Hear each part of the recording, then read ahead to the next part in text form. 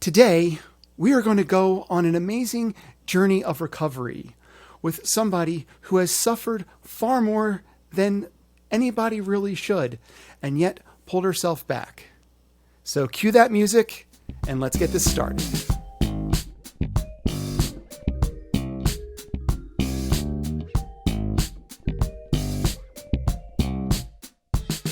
Joining me today is the shining light of the podcasting universe. She sparkles in the sky. She is a wonderful, warm human being. And she has personally advised me, which I appreciate because she doesn't know me. It is producer Jaime Legagneur. I said it wrong. Jaime. You got so close. Let me tell you, you're like on the 99-yard line. Legagneur, you're so close, but man, you get a gold star.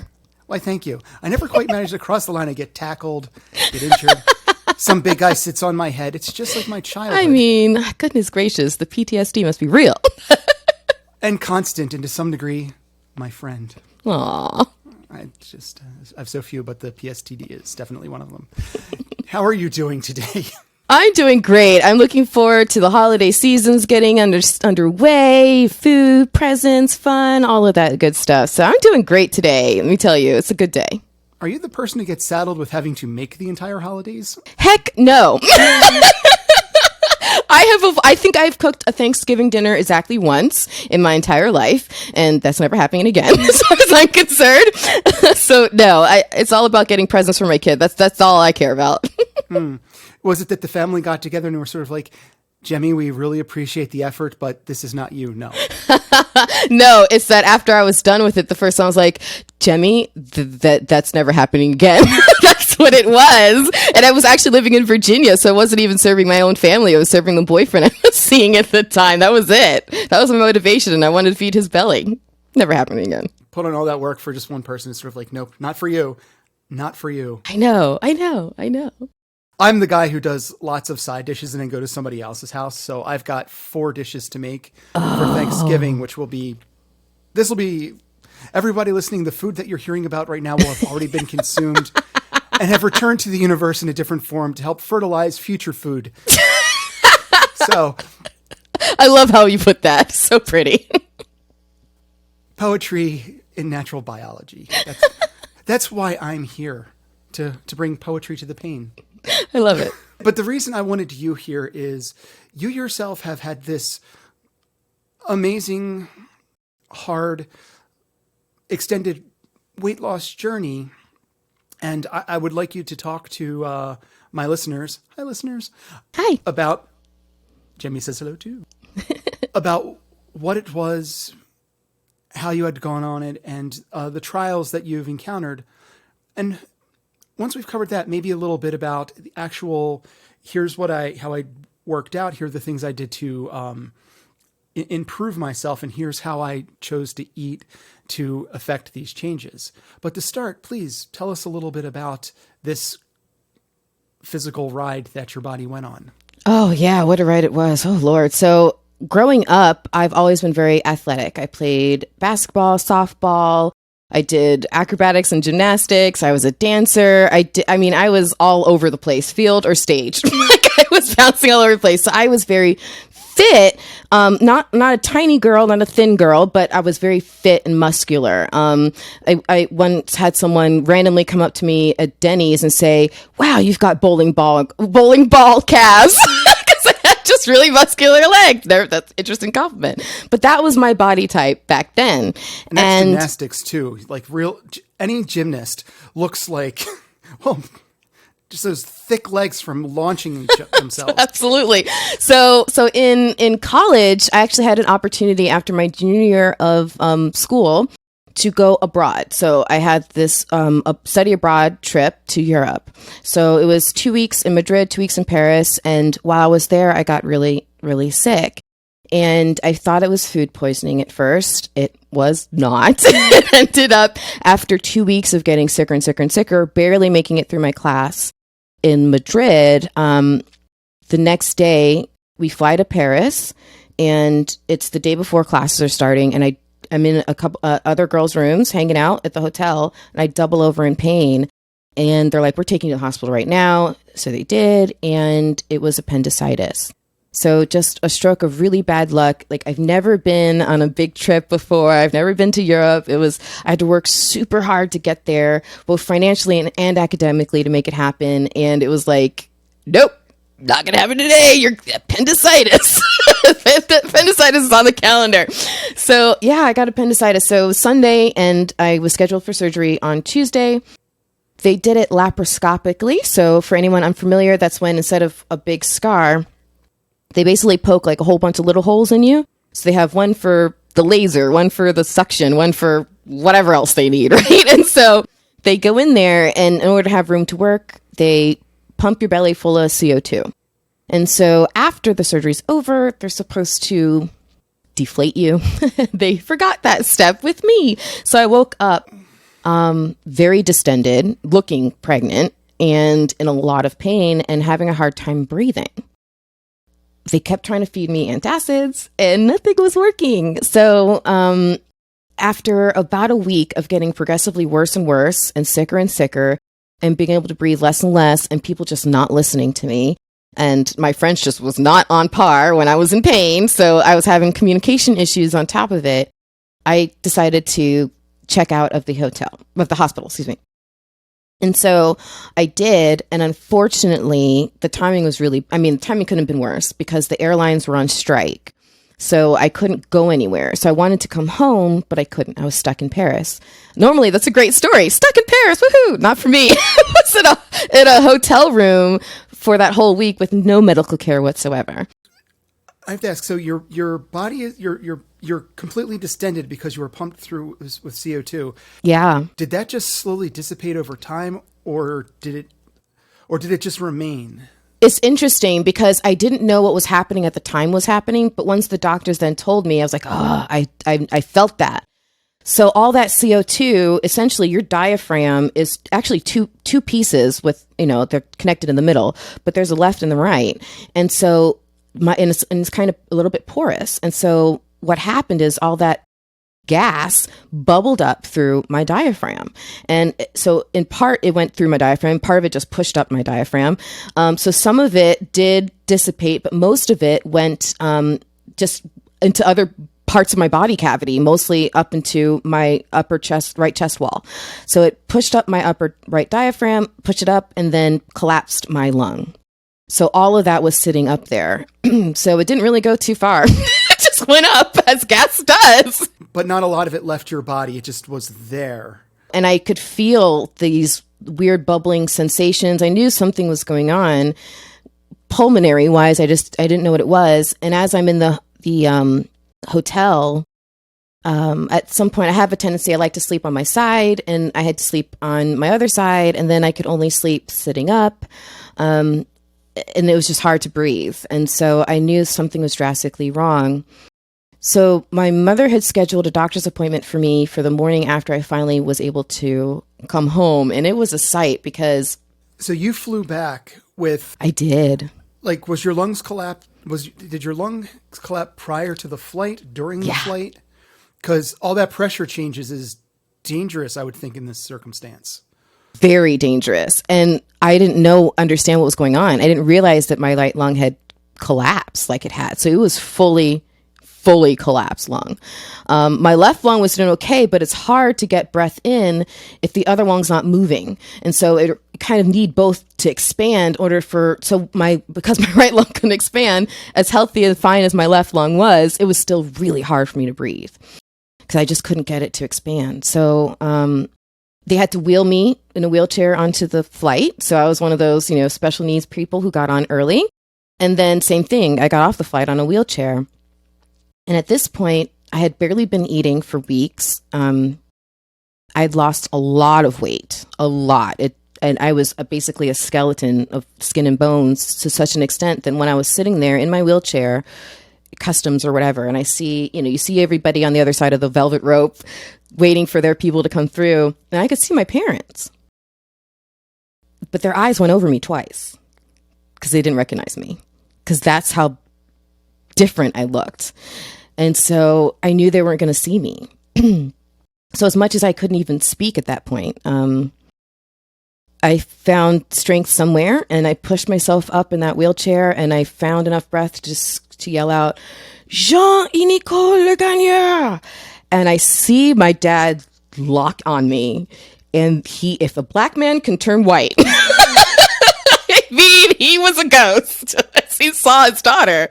He saw his precious little daughter looking near death's door, and he lost all complexion. 100%. And I've never seen him move so fast. He ran, well, I've seen it one other time. That's okay. He had to stop my brother from seriously hurting somebody. But that's another story. So I saw him like run past security, didn't care. And he picked me up. And, so I was in my early 20s at the time with my dad holding me like I'm a baby. I'll never forget that. And, carried me out to the car. So yeah, the next morning we had an appointment at my family doctor. So that night I had to sleep in my dad's big chair in the family room because I couldn't lay down. So, next morning my family doctor had an x-ray machine in her office, which is really great. And so they did chest x-rays. So my mom had taken me to the appointment. So we're in the office, and the doctor walks in and she's holding the report. And she looks up at me, and she's looking down at the report and looks up at me, and her eyes are like bulging out of her head. And she's like, always a good sign. It's usually good news about to come when that happens. Yeah, right. Mm-hmm. No, her exact words were, I can't, just like you were saying, she's like, I can't believe you survived the flight. She thought she couldn't in her head explain why I was still alive. So, because it's exactly what you're saying, that pressure should have killed, like as soon as I gone up, I should have gone down, essentially. Yeah. So she said to us that I needed to go to the hospital right away. So of course my mom starts gathering her things. She's calling my dad. So the doctor hears what she's saying. She's like, no, you don't understand. Because my mom's talking about, meet us there. I'm taking her now. The doctor says, I've called an ambulance for your daughter. She needs medical care to get to the hospital. So get to the hospital, and they had to do some procedures. I won't go into it. It's super gross, but they had to get stuff out of my lung and from around my lung. It was disgusting. Let's just say, the tube was about 6 inches long and at least a full inch in diameter. And when they pulled that full of liquid out of my body cavity, I was in shock, and then they did it again, full of liquid, and they said that's only half. The rest of it, my body was just going to have to absorb over time. So then it became, how do we get her lung functioning again? And it was physical therapy and all this stuff. And when I say I could barely walk up a flight of stairs, it would take me a half hour to go. I could barely do anything. So yeah, so for the next several years, I steadily gained more and more weight. I got more and more depressed. There were a lot of reasons why that weight gain. It was inactivity, it was depression. And it just ended up being, I went from about 140 athletic, healthy, muscular pounds to 200 plus pounds made up of definitely not a whole lot of muscle. So yeah, that was it. Comfort eating will do that to you. Oh, yeah. Plus, just not being able to move. And it's especially worse, I would think, for somebody who was, prior to that moment, incredibly athletic, constantly working out, constantly in motion. Yeah. You kind of take it for granted when it then goes away and you can barely walk across the room without needing to stop for 5 minutes to breathe. Yeah. And it was tough because a lot of levels. I was abused while I was in the hospital. So every breath that I take, because I still feel it, reminds me of that. For those 10 years, see, I just cleared my throat. That's a lingering remnant of my lung problem. So for 10 years, though, when you have an itch you can't scratch and how frustrating that is? My lung itched for 10 years. And I also got the hiccups every day for 10 years. It was 10 years of just a whole lot of mess. And so when I say it was like the depression and the weight gain was caused by a lot of things that were going on mentally, emotionally, and physically all together. Wow, it absolutely sounds terrible. Now, I have asthma, so I know. So I have a sense of not be like, I wonder if it's similar. So when you have asthma, sometimes, especially if you're having an attack, you take a breath and you can feel that you're not getting full lung capacity, even if you take a really deep breath. You're just getting partial breath in. You can feel something obstructing this, getting the air in. Right. Is it similar to that? Yes, it is very similar to that. In fact, that's what I technically clinically have now is asthma in my right lung, but it's not really. It's because there's so much scar tissue that it still can't function properly. Well, first of all, it's only about, at the time, it shrunk down to about a third of the size. Now it's about 2/3 of the size. And there's like a layer of scar tissue on the bottom. And so that is preventing it from fully expanding. So I still have lingering issues, but it's gotten a lot better from two things, actually, from exercising and from podcasting and talking all the time has actually really helped as well. But it is very similar. And it's odd because the sensation is fully on one side. My left lung is having the time of its life. And it's like, come on, right lung, let's keep it up. Come on, limp along. Let's go. Your left lung is that bar hopping buddy. Meanwhile, the right guy Exactly. is the pale accountant who has to get to work in 2 hours. And he's the drunk uncle.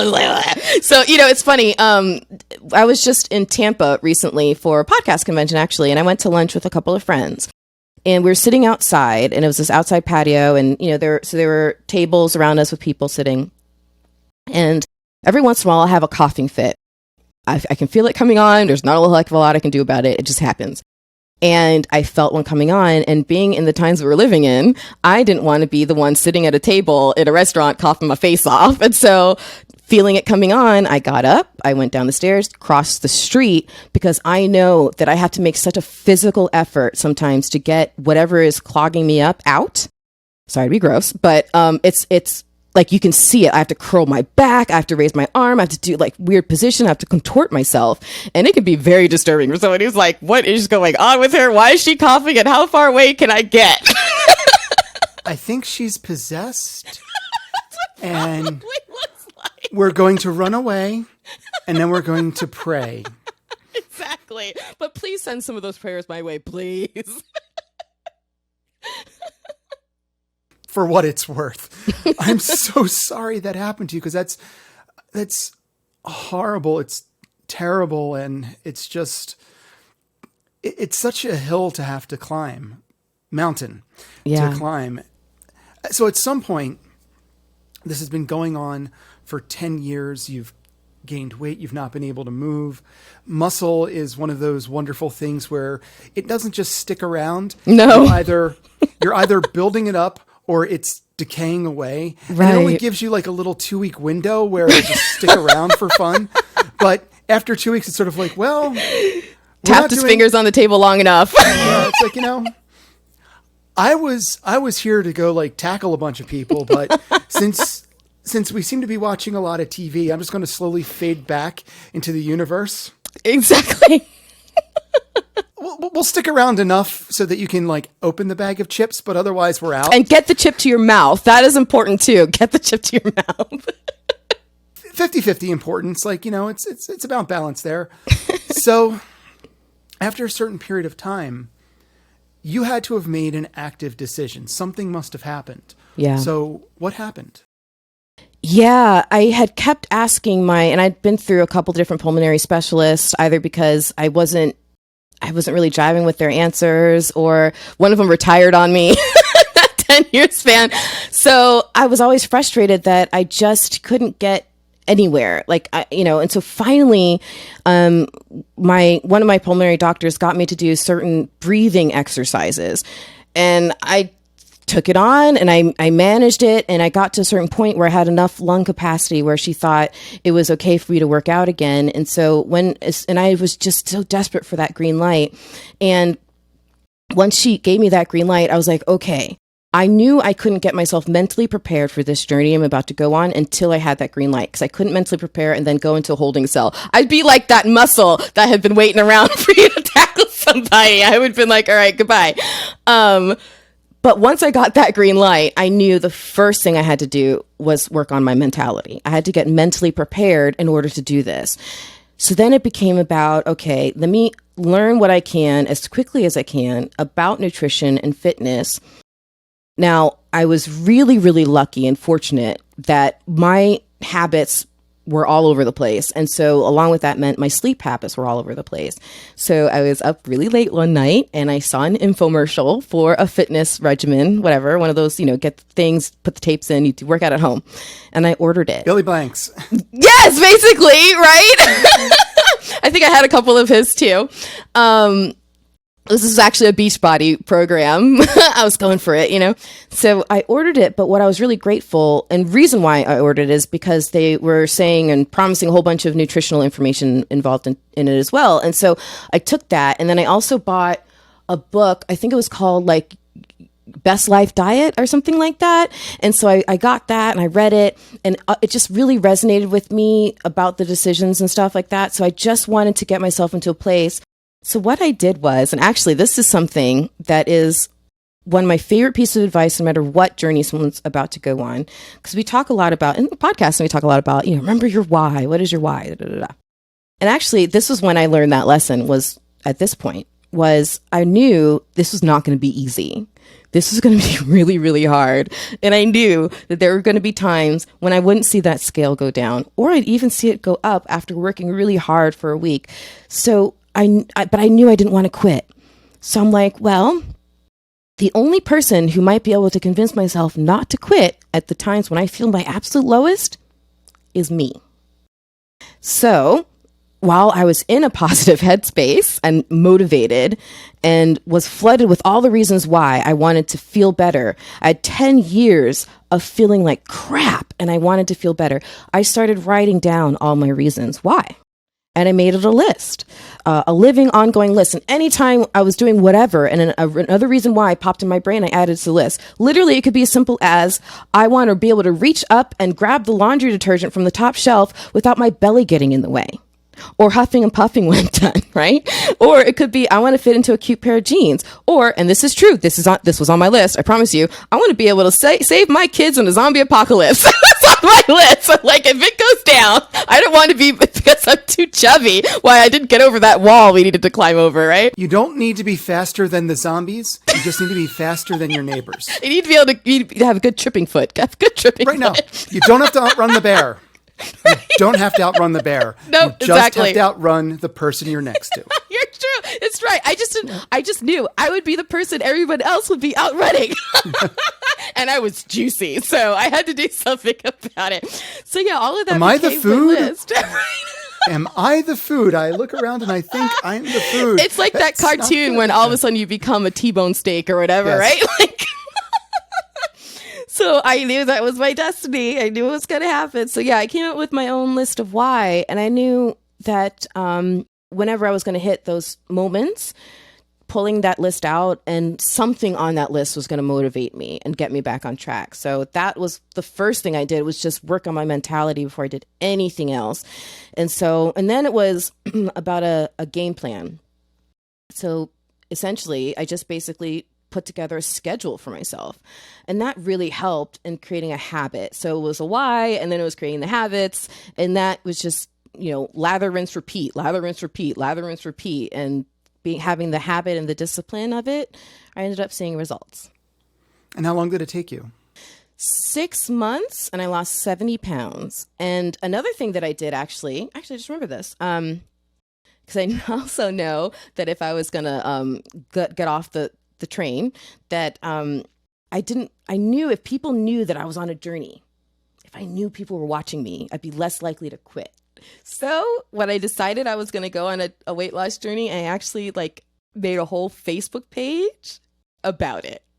And I blogged every day about what walk I went on, or I gave a fitness tip that I had learned, or something that I was doing, or I shared a new exercise that I learned. I shared something every day so that I was held accountable. And I didn't expect it.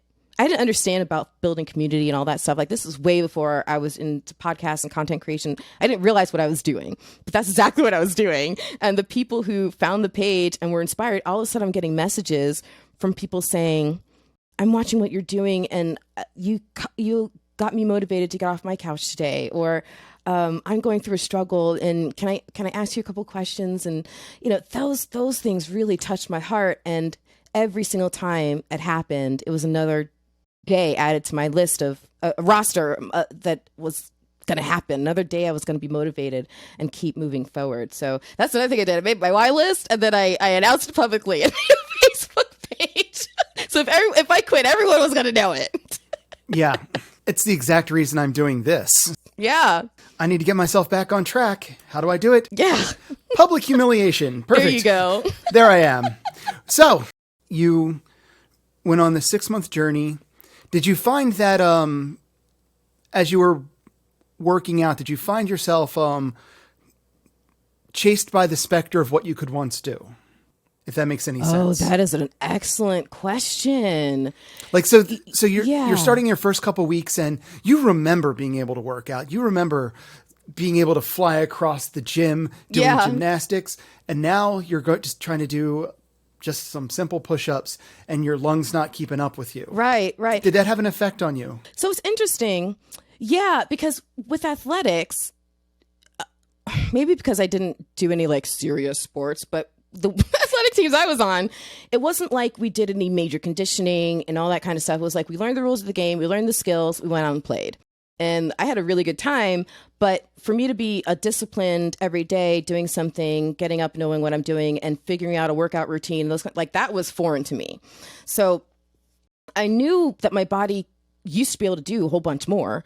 But I think the thing that really stuck in my head and really bothered me the most was the fact that I could feel every single breath as I was doing it. And the fact that as my lung will only ever expand so much. Like there's only so much give, and I feel it when it hits capacity. So if I couldn't, like learning to run and doing those kinds of things was a real challenge. And it was hard because of the feeling of my lungs. So I think to answer your point, your question was directly, it wasn't that I was frustrated that I was remembering things I used to be able to do and I wish I could do them and when's it going to be when I can do them? It was more like no matter what I do, my lung is always going to feel this way. And that's still honestly something I'm challenged with, like I'm feeling it right now as we're talking. It's affecting I've been wanting to cough, but this is kind of like, I have to think about this all the time. And it's not just about the weight loss journey. It's about the fact that I had a surgeon screw up so royally that my lung collapsed from appendectomy. Like that's insanity to me. The fact that I almost died on the flight, the fact that the nurse at night literally abused me. Like those are the things that bother me more than anything else. And so for me to be able to go through every day, feeling every breath, that's where it gets frustrating. And it's been a mental hurdle, but I think I'm mostly overcome it. It gets in my head every once in a while, not often. I can understand that.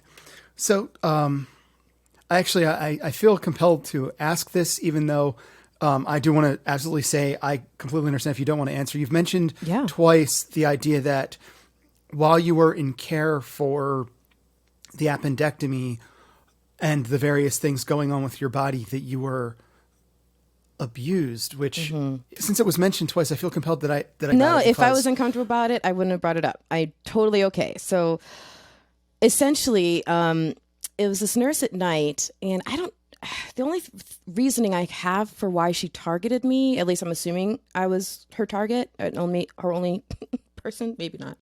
But, my last name is Legagneur. It's a French last name. And so I was in France and stumbling and tripping and having a really hard time expressing myself and communicating.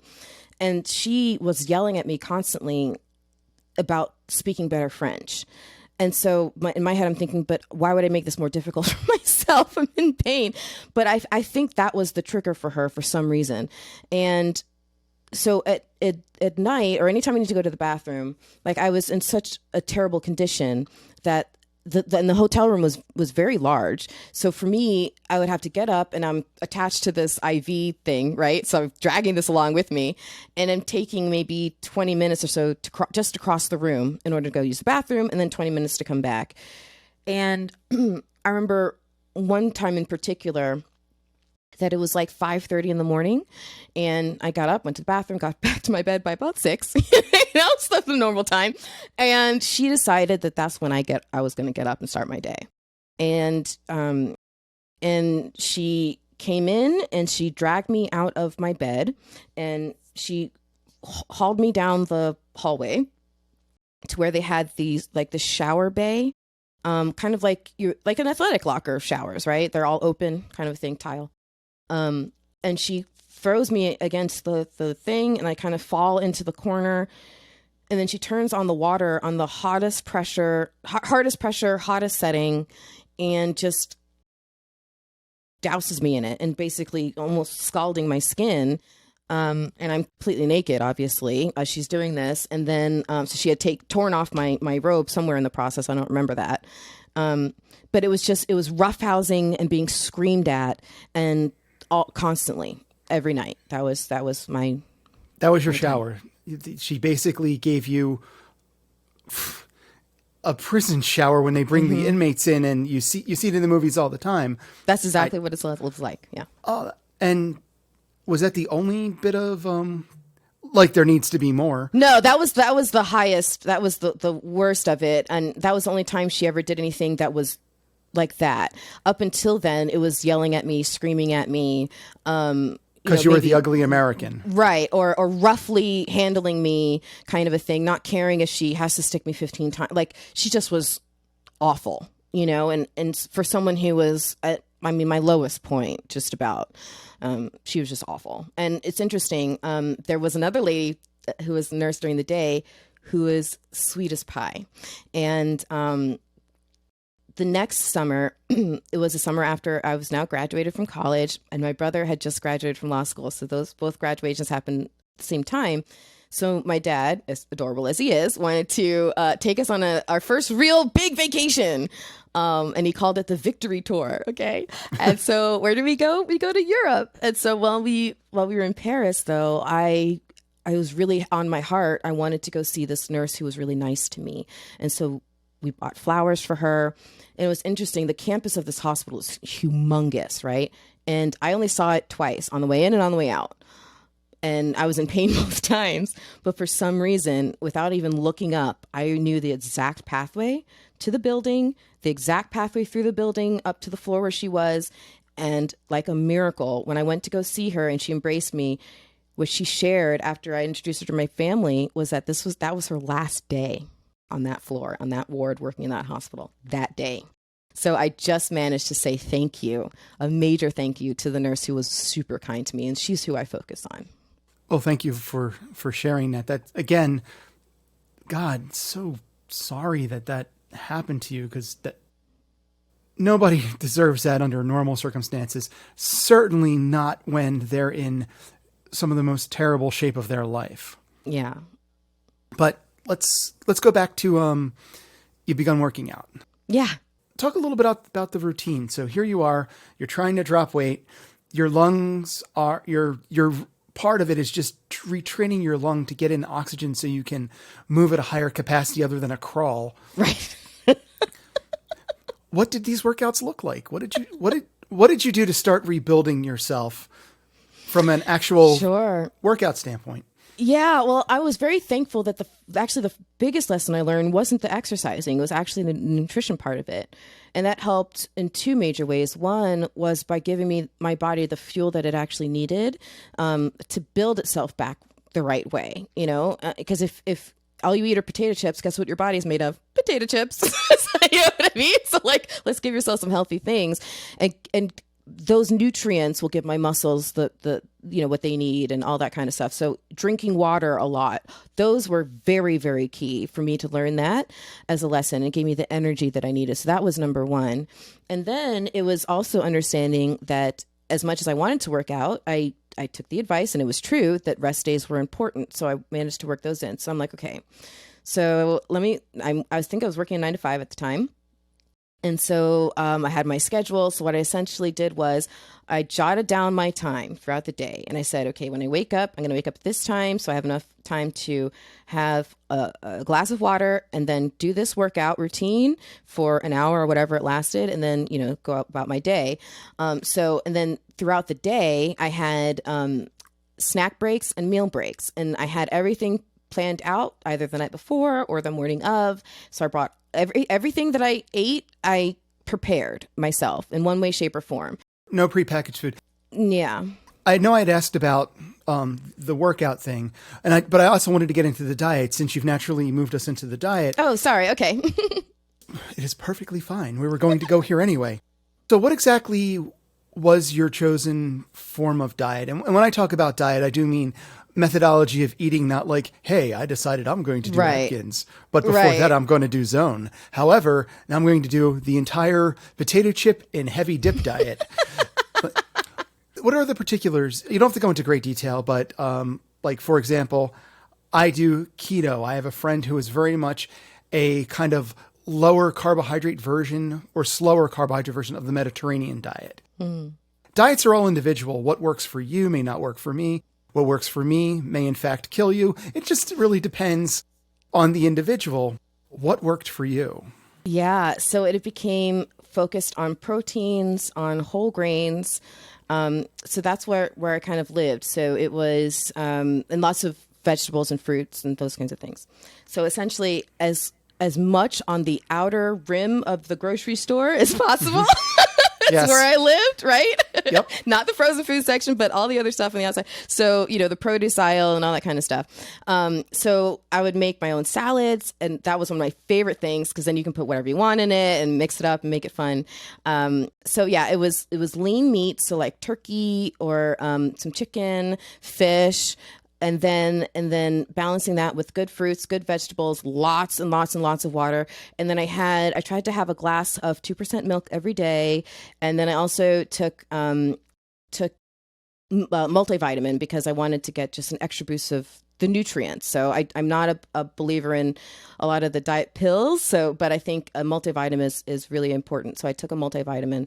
But yeah, it was really just about, it was small meals, 5 or 6 times a day. So my breakfast wasn't huge. My dinner wasn't huge. My lunch wasn't huge. My dinner wasn't huge. Those were smaller portions. And then I had some very sensible snacks so that basically I kept my goal was to keep my body's metabolism constantly going so that it was hungry and then satisfied and then hungry and then satisfied and then hungry. So it was just constantly going. And that's what I saw really worked well for me was lean meats, good grains, lots of fruits and vegetables, lots of water.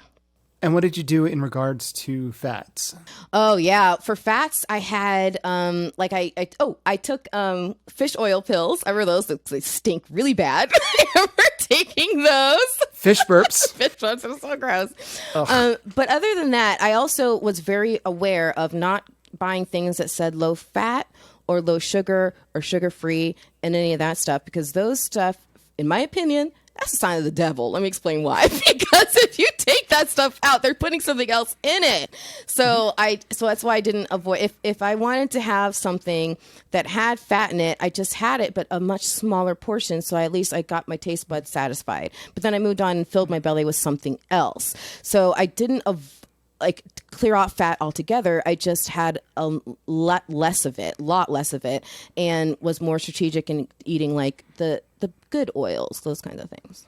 So olive oils, butter versus margarine when you're going to have some, things like that. Right. Just being very conscious of everything.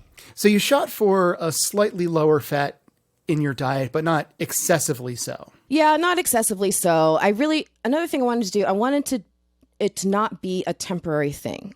I really, really wanted to learn a new lifestyle. I wanted to be healthy forever. I wanted to be fit forever. So I wanted to learn something that was going to serve me not just for 6 months, but for 60 years, And so that was what it was really about learning all the little habits. And then as I was going on, really learning how to listen to my body. I remember at one point, I started gaining weight again. I'm like, where is this weight coming from? So I'm like, okay, I need to pay attention to what I'm doing. And I started really being conscious again, back to as a heightened conscious level as I was when I first started. And I realized I dipped into an old habit of, as part of my going to bed routine, I'd end up making a stop at the fridge and putting something in my mouth, whether it was, some slices of turkey, whatever, or some even stuff that is healthy, like fruit. But at the end of the night, putting something in my belly. And that was what was doing it. And so I was like, oh, I shouldn't be doing that anymore. And so cutting that out. So really listening and learning my body, knowing, again, it's like what you said, what works for me. So I'd taken the information and just feel it, like what really resonated with me. Yeah, that would have given you a little bit of an insulin spike, thus preventing your body from doing... Yeah.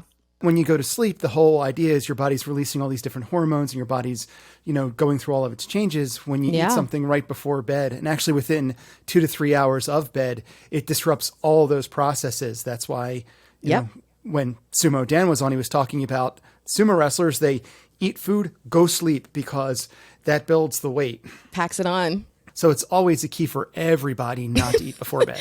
In fact, sumo wrestlers might write the best diet books. It's like, here's what you not do. Don't do anything I do. Another gentleman I'd spoken to, his name's Matt Birch. He basically describes the exact thing you were doing. And it's very much the eating the same portions 6 times a day. Basically for him, I think it was like 6 equal meals. And this is a similar thing where it's like the 3 major meals, smaller than normal, plus sensible snacks. To allow myself to get hungry and allow my body to burn a little bit of the fat that it had stored up, and then knowing that something else. But the key is allowing your body to still have an expectation that something's coming, because if you starve yourself, then your body holds on to the fat, holds on to the stuff. So you don't want to do that. Yes. In my very unprofessional opinion. It's funny. If you fast, you can lose fat your body, but you don't, if you undereat too much, your body goes into a panic mode and it tries to hold on to everything. So there's this weird dividing line where, okay, you can fast and you will lose weight because your body's going to be like, oh, we're trapped for the winter. Time to access those stores. Exactly.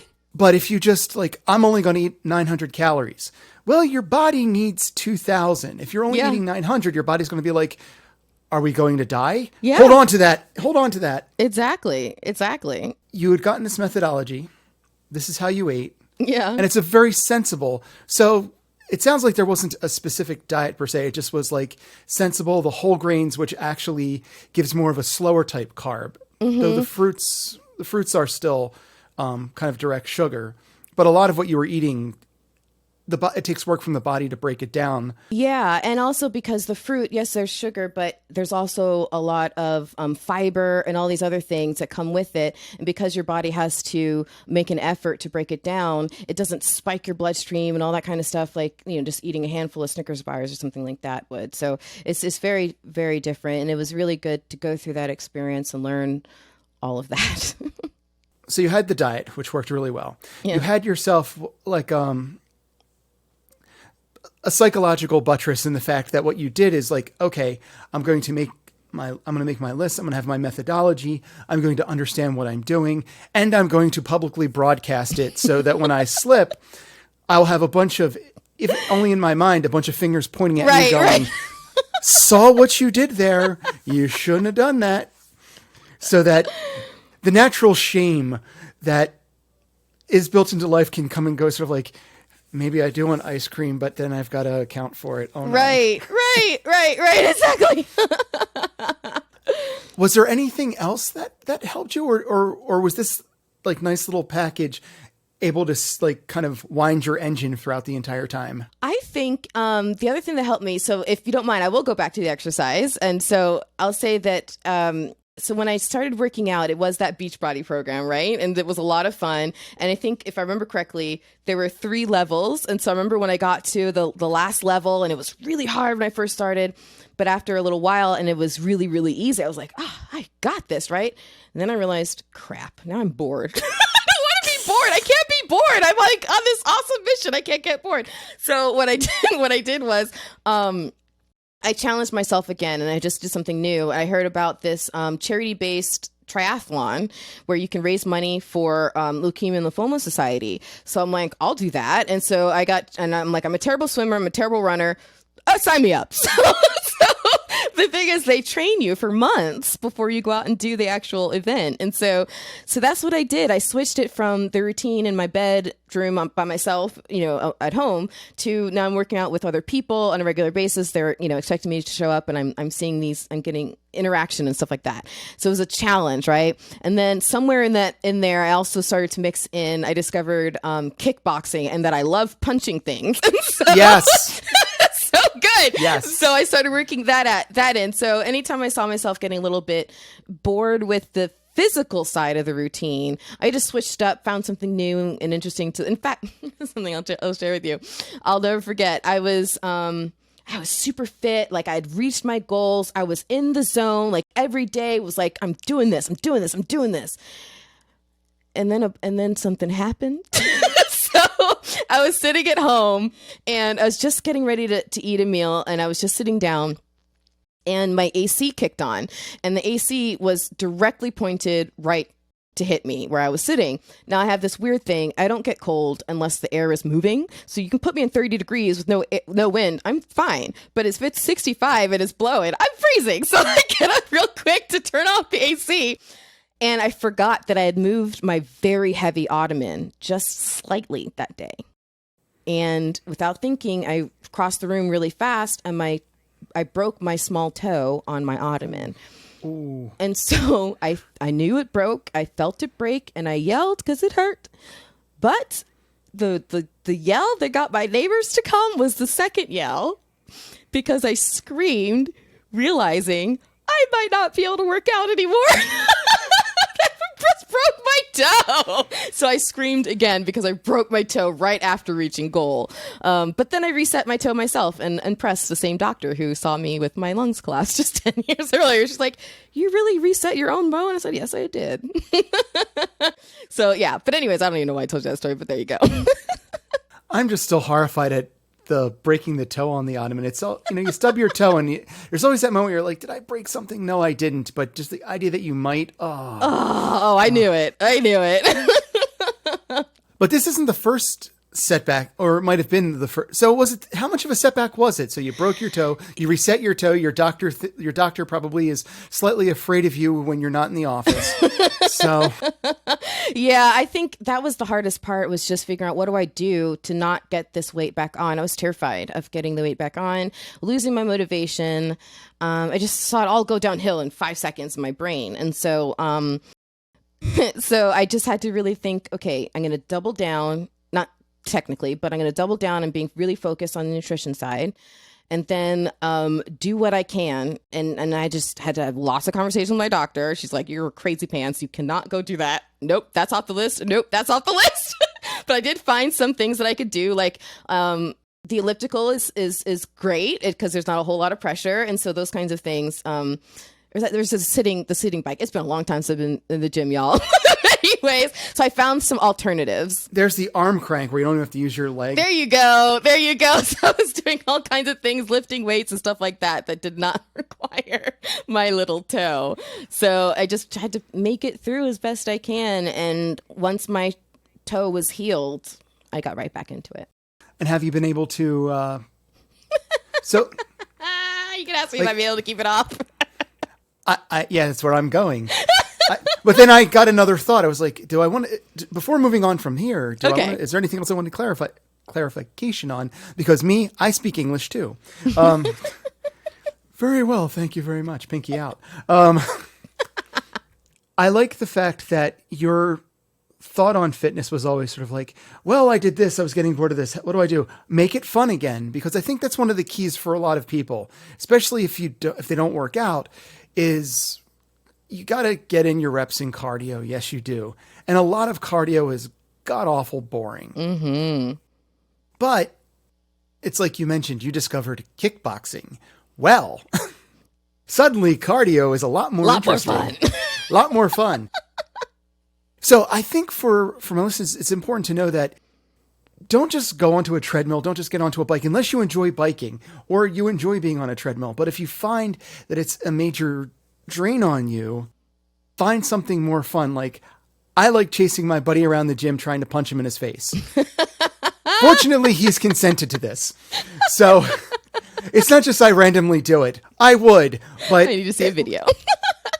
and there are videos of me like boxing with my buddy, but we go through boxing training, and sometimes what it is I'm holding a weight and I'm just going up and down over a line. The point being that the cardio is boxing, and sorry about that. no problem. It was quite funky. But the boxing is the cardio, and it's a lot of fun. And do I suffer? Immensely. But I'm not worried about the time. I'm not sitting there going, 10 more minutes. You know what clicked in my brain? It clicked in my brain that when we were kids, we were running around doing all kinds of stupid, crazy stuff, right? And making up stuff and playing with whatever we found on the street that day. You know what I mean? Just running around. And because of that, at least in my case, I was very trim as a child. And I had to remember that, like, sometimes it's not about doing something that's structured, like getting on the treadmill for 25 minutes and doing that. Like, you don't have to do that. It can be going to the beach and throwing the Frisbee around with your kid. It can be, there can be all kinds of different ways that you do it. And so get creative and have fun with it. Honestly, there are great meetup groups for activities and stuff, and go out there and join other people and do things with other people that are activity based. If the thought of working out gives you a rash, go out. Don't call it working out. Go do an activity. There are adult dodgeball leagues in your town right now. These people in a couple hours are going to meet. You can't get on a treadmill. You can't fathom the idea of being on a bike. You don't need to. Exactly. You can take a red ball and throw it in someone's face tonight and get your fitness on that way. It's all a matter of fun. I'm in. I'd be in too, but I've got to save my energy to try to put my fist in Scott's face. I need to conserve. I've got so much. So find the fun in your workout more than anything else. There's not one thing that works for everybody. Not one thing works for everybody. You find the thing that works for you. But one thing that we all like is to have fun. Unless you don't, at which point seek help. But for the rest of us, there's a ton of stuff. You can go out and do Frisbee golfing. Oh, yeah. Or you could actually By the way, I'm terrible at that. I discovered I'm the worst, so don't invite me. I'm there with you. I'm terrible at... Literally, people driving by stopped and laughed at me. I'm not kidding. True. I'm terrible. You're a natural entertainer. You were just being you. You were just being you. It's perfectly fine. In my heart, I'm laughing at you right now. So cardio. Enjoy it. Otherwise suffer. But you don't have to. Right. You don't have to. So you made this transformation. Yes. You became the you that you wanted to be as the butterfly sprung from the cocoon. Yes. The wings had spread. Yeah. And apparently they did it like this. Yes. Jazz hands. Jazz hands. Were you able to keep it off? I was, until I had another human growing inside of me named Jordan.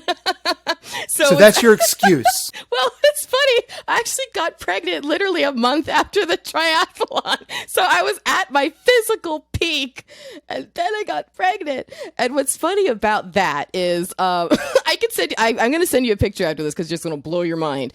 But and it'll go in the video. Okay, good. Because I was so fit and trim by this point.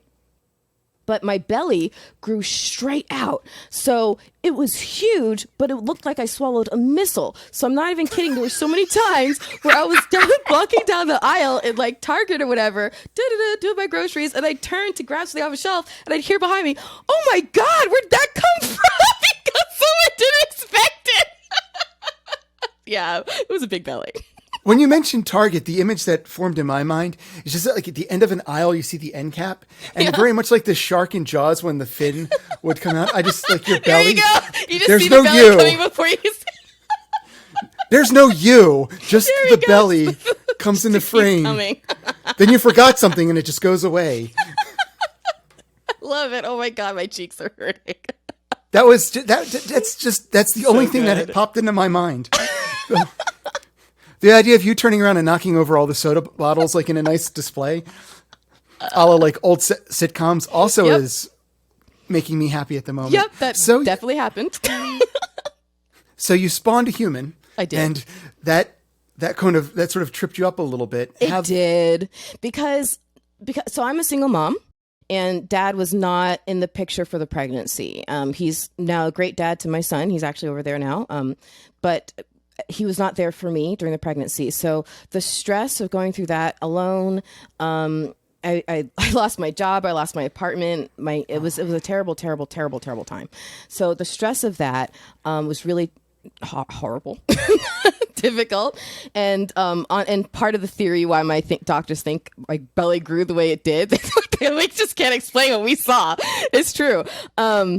So it was tough, but then because I was by myself, I had to do everything for myself. So while I was pregnant in that huge belly, I had to do all my own laundry, go to the groceries, carry everything for myself. And after my son was born, they discovered that I had developed a hernia during the pregnancy. And so I had an umbilical hernia. So after he was born, my whole thought was, I'm going to get right back into the gym and get to working out and get right back on track and da-da-da. And that didn't happen because now I had this extremely painful hernia in the middle of my abdomen. And so then the doctor wanted to fix it. So it was going to be a whole nother year. So I had to wait a whole nother year for that surgery. Then once that surgery happened, I still didn't have anyone there with me. And I now had a 1-year-old to take care of. So same thing. I had to do all the stuff. And now I have my 1-year-old on top of it. And they say, yay, whenever you have hernia surgery, don't carry anything over 10 pounds. Well, guess what weighs more than 10 pounds? A 1-year-old. So the hernia repair was kind of iffy, and it made it really hard for me to get back on track. And I've never gotten back into the same routine. I wish I could. Maybe one day. Right now, it's just about trying to get out there and at least getting for a walk as often as I can. And, one thing I actually, excuse me, did say that, pardon, see, long, one thing. Of course.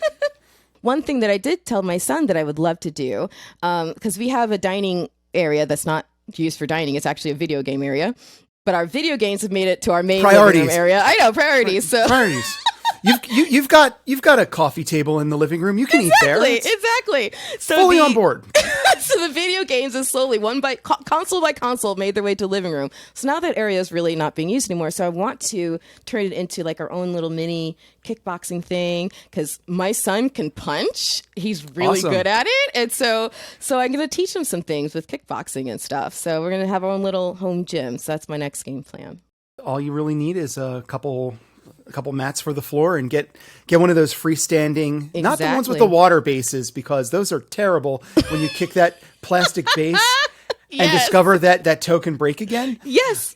But they've got those nice, I have one. It's like the nice sand base. And then like you get one of those and you're golden. Yeah. Yeah. So that's what I'm going to go for. Yeah. Make a nice little setup for us. I think that's an awesome idea. And then, you've got your son who will have far more energy than adults are allowed. Oh, my gosh. So, energy for days. You effectively will have all the cardio you could ever want. That's right. I chase after him all day long. Yep. As he stands over you going, are you done? Are you done? Are you done? Because I'm not. Exactly. Get up, Mom. As I keep saying on this show for various episodes, is the purpose of this is to help people focus on their fitness and to kind of see themselves in their challenges in us. So you've had a healthy buffet of horrible challenges that could just be soul breaking. And for the most part were entirely unnecessary. Yeah. Yeah. What advice would you give to somebody who, they're depressed. Mm-hmm. They've gained weight. Mm-hmm. They don't know how to motivate themselves because they're just dealing with despair. Yeah. But they would like to make a change in their lives. Yeah. If you were sitting next to this person and you wanted to reach out and give them advice to try to help them self-motivate, what might you say to them? I would say to get laser focused on the part of your soul who knows you're worth it. Get laser focused with that part of your soul and make that part of your soul your best friend. Because it's so hard when, for the most part, you don't think you're worth it. You don't think you're worth the effort. But if you can latch on to that piece of you that knows you're worth it and then just keep going back to it, letting it thrive as much as you can, letting it be the guidepost for you as you journey on, saying, you know what, I know I don't feel like I'm worth it today. I don't feel like going out and working out because I'm not worth it. Tap into that piece of you that knows that you are, and just make it your best friend and lock arms with it and hold on for dear life, because you are worth it. And so whether it goes back to the thing I said at the very beginning, making your own why list, make your own why list, but know that you're worth it. You need to stay on this planet. People need you. People love you. And it can start from within. And that's how it has to start. It can't start with a million messages from everyone else. It has to start in here. So find that voice in there and make it big. Thank you so much. That was very lovely. So, Jemmy. So, Bruce. You're really just this really nice bundle of positivity without being overtly in your face positive. It's so nice. It's so real. And being so real, where can people find you when they're not finding you here? Well, you can find me at flintstonemedia.com. That is my business. But then you can also find me on TikTok or TikTok or Clubhouse or Good Pods as producer Jaime, Jaime. But yeah, Flintstone Media is where you can just go to find literally all the things. And all those links will be in the episode description, and wherever this thing goes, those links will be there as well. Yeah. And me, you can find me, as you know, at this podcast, because you're listening to it, the fittest fat kid you know, at the socials, Instagram, TikTok, Facebook, all at fittest fat kid. If you've got a question, a concern, if you want to reach out, if you want to talk about your fitness, you can email me at hi@fittestfatkid.com. As I keep saying, and as I've promised I'd keep saying, at some point there will be a website, and it will be at www.fittestfatkid.com. If you're enjoying this episode, leave a like, a comment, subscribe. We always appreciate it. And no matter who you are, hold yourself accountable, but do it with kindness and understanding. And I'll talk to you next week.